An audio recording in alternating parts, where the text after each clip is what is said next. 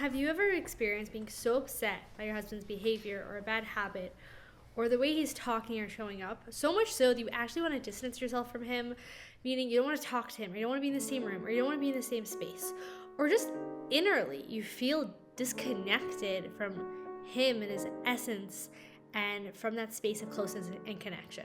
Well, if you have, it's extremely relatable, and this week's Parsha shows us how to address this in those beautiful, profound way. So let's talk about this week's Parsha. So we have this idea of person who has tsaras. They have this skin lesion. This whiteness has shown up on their skin. And what happens is that usually what happens, an expert would come, someone who studied all the law of tsaras.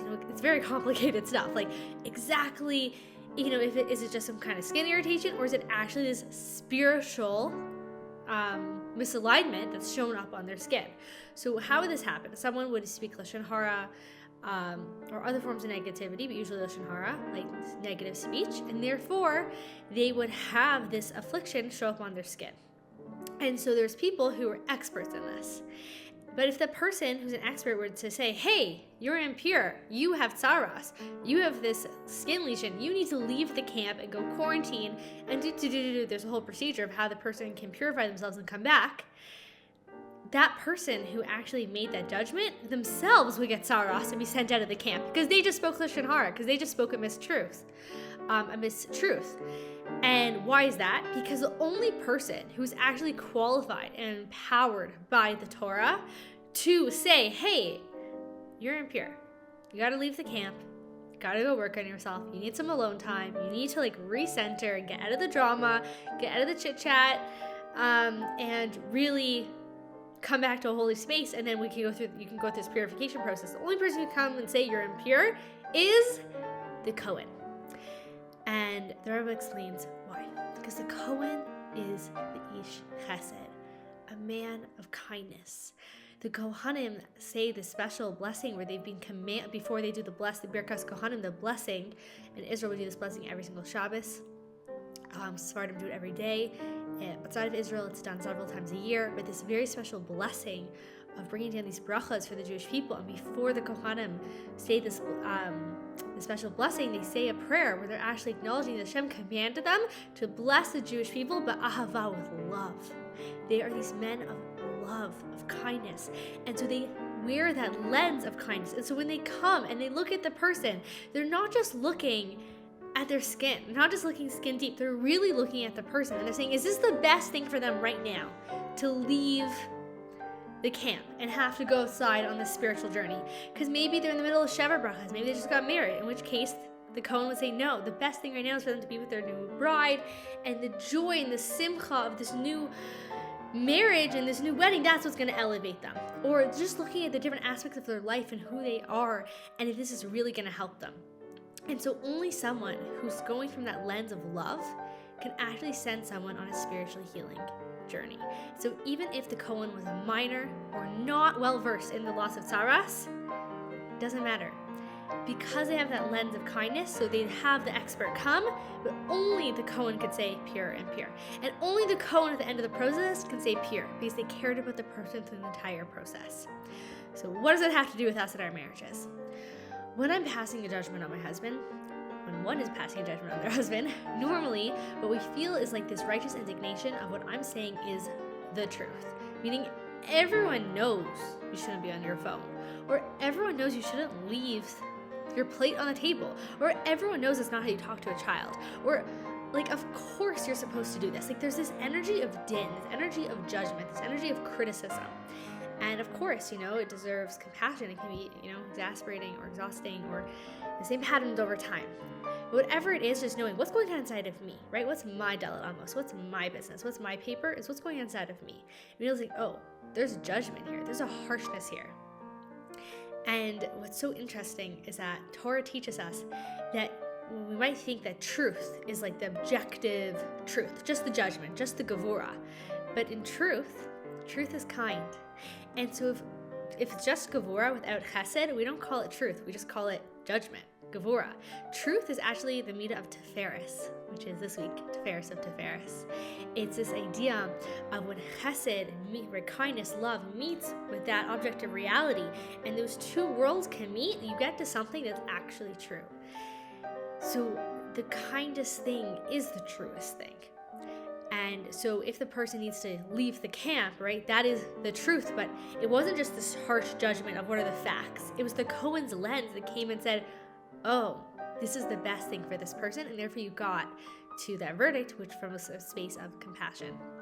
And so realizing, wait a second, I'm distancing myself from my husband, right? I'm saying he needs to leave the camp. When I'm passing that judgment, I might be that expert who knows everything about Saras. I know everything about parenting.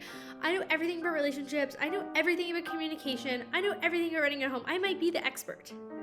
But when it's coming from that place of judgment or self and just that pure raw intellect or analysis, maybe it feels objective, probably emotional, but it feels objective in that moment, right? I'm not actually allowed to pass a judgment and say, right, well, like in this world of Cohen, say you're wrong, or you need to change, or take a look in the mirror, or this is what you need to do to fix yourself. Because what's the Torah telling us? No, we can only actually truthfully look at another person and know what they need when we're coming from a lens of kindness. And so first of all, noticing within myself, is this just judgment? Is this just din? Is this just pure criticism? In which case, the best thing to do is to say nothing at all and to go inwards and actually say, okay, how could I get to the place of ish chesed? How could I be this woman of kindness? How can I see my husband through this lens of he's a neshama and Hashem loves him and he's on his journey and everything's going to work out for him and everything's going to be great, and like just see him through that love, that level of Hashem's love, because we can only bless another person with Hashem's blessing when we love them. And it actually says in this talk that the Kohanim would actually, if they bless someone with a special kind of blessing and they don't actually have that intention of love, it's like the blessings don't come. Like it really has to be that love draws the blessings. And so we have this ability, as the Kohen Gadol of our home, as the Jewish woman of our home, to be able to take ourselves out of that place of judgment and actually bring in that chesed, bring in that kindness, and reach that place of teferet, that place of compassion. And that is actually how we are able to most deeply impact our spouse. We're one soul, so when we shift, everything shifts, right? It's an incredible phenomenon of how Hashem created us and the gift of what marriage is. So I'll share with you an example. So at one point last year, I really wanted my husband to spend, less time on his phone, which is a common one out there amongst women. And, the war was happening in a very intense way at the time, and it was just phone. And so I kept, wanting to wait a second, it's like the person saying you need to leave the camp. I want to distance myself from you. I'm annoyed at you. I was calling him out on it. I was judging him. And of course, none of that was helping, obviously. And so realizing, wait a second, I'm being so judgmental. And being able to take a moment and be like, you know what? This is really stressful times. It's not the worst habit in the world. It's really pretty just much okay. So I was able to go to that place of getting rid of the judgment. And I'm like, wait a second, but is that really the ultimate? It's like, no, I actually want to judge favorably. I actually want to see the positive. I want to connect. That's just meaning I don't have to distance myself from you. I'm not grossed out by this habit. I'm not annoyed by this habit. I'm not in a critical space, but I'm just not sending you out of the camp. I actually want to connect. I actually want to be close. And so I was able to just, probably through some coaching, to be like, okay, so what is my husband probably doing on his phone? Wait a second, he's a holy person. He's probably reading Torah articles. He's reading important Hasidus. He's reading from his favorite rabbi authors. And he's probably learning about things that are going on in the world in the details so that he knows exactly what to pray to Hashem for, so we can go to the Kever Tzadikim and Tzvat and pray and bring down the miracles and the blessings. And once I did that, I actually, the same thing that made me feel so disconnected from him, it actually felt now like a space of love. And I'm sure whatever he's doing on his phone is really important.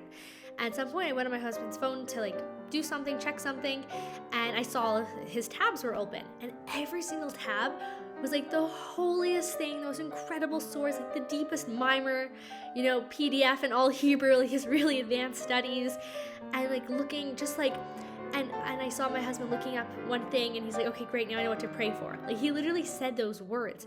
And it was Hashem showing me that I'm willing to look at my husband through a lens of kindness, through the Kohen.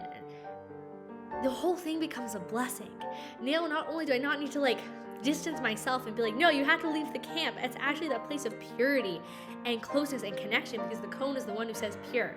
And so really, even if I am in a place of chesed, as a wife, it's not productive to, start telling my husband what to do. As the Rebbe said in this incredible Rebbe letter I saw recently, where the Rebbe is writing to someone and saying, usually husbands don't appreciate it when their wives point out things that they need to work on, right? Okay, we want our husbands to have life lessons, not wife lessons.